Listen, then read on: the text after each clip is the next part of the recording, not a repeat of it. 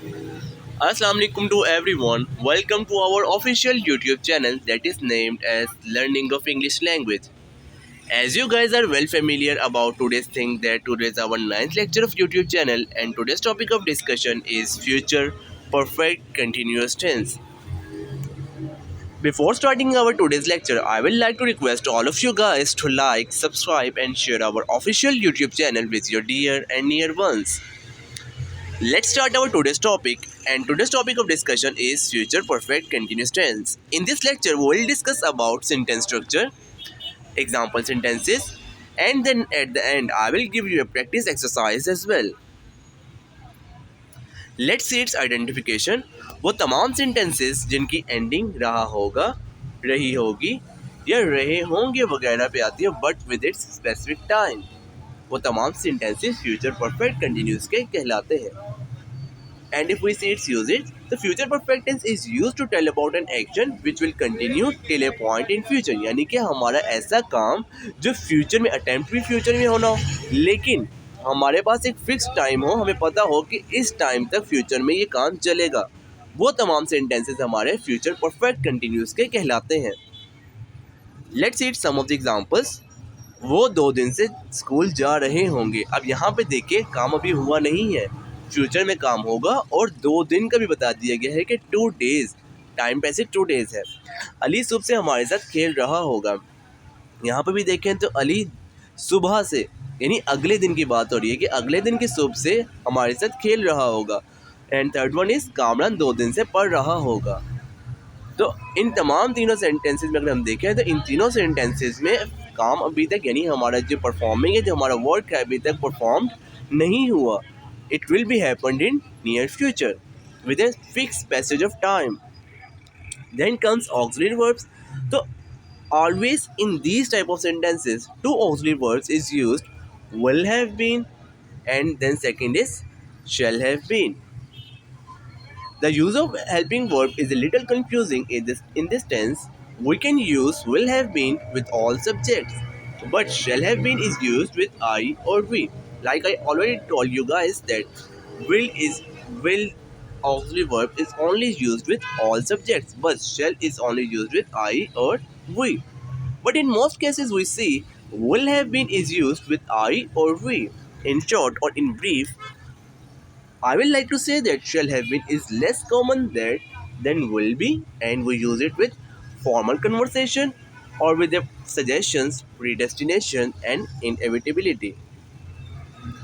And if we talks about its form of verb, so always in this type of tenses, always in continuous tenses, either it is past, either it is present, or either it is future. Always in future, always in continuous tenses. First form of verb with ing is used in all sentences, like simple sentences, negative sentences, and interrogative sentences. All type of sentences, first form of verb with ing is used. Then comes simple sentences, and if we see the formula for the simple sentences, so it is subject plus either will have or shall have plus have been plus verb first form ing plus object. Let's see it some of the examples.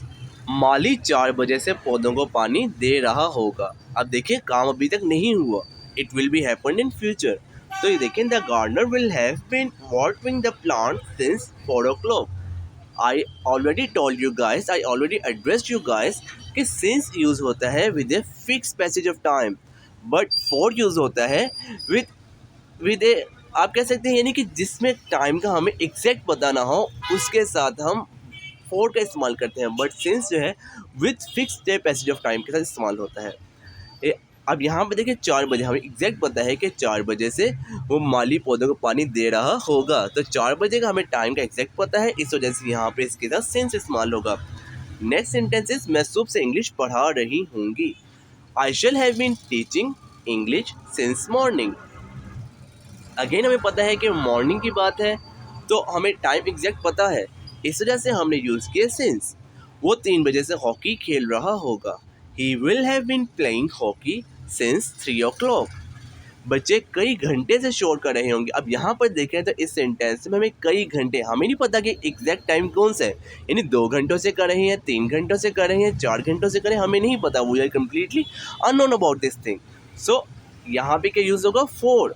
Children will have been noising for many hours. Next comes, मैं यहाँ 1995 से यहाँ पढ़ा रहा हूँ हूँगा। अब यहाँ पे देखिए, I shall have been teaching here since 1995। Next come negative sentences. Negative sentences always दो सेंटेंसेस जिनमें हम नहीं का इस्तेमाल करते हैं, जिनमें हम नॉट का इस्तेमाल करते हैं। If we see its formula, तो subject plus either will have और shall not have plus been plus verb first form ING along with object. If we see its examples, तो माली 4 बजे से पौधों को पानी नहीं दे रहा होगा।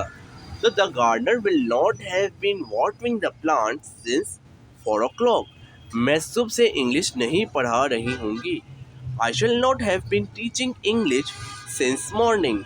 वो 3 बजे से हॉकी नहीं खेल रहा होगा। He will not have been playing hockey since 3 o'clock। बच्चे कई घंटों से शोर नहीं कर रहे होंगे। Children will not have been making noise for many hours. मैं यहाँ 1995 से पढ़ा नहीं रहा हूँगा। I shall not have been teaching here since 1995। Then comes interrogative sentences. Interrogative sentences are always those sentences that deals with our asking or with our questioning. यानी हमारे जितने क्वेश्चंस होते हैं, जितनी हमारी आस्किंग्स होती है, जितना हमारा पूछना होता है, तमाम क्वेश्चनिंग ये इंट्रोगेटिव सेंटेंसेस होते हैं।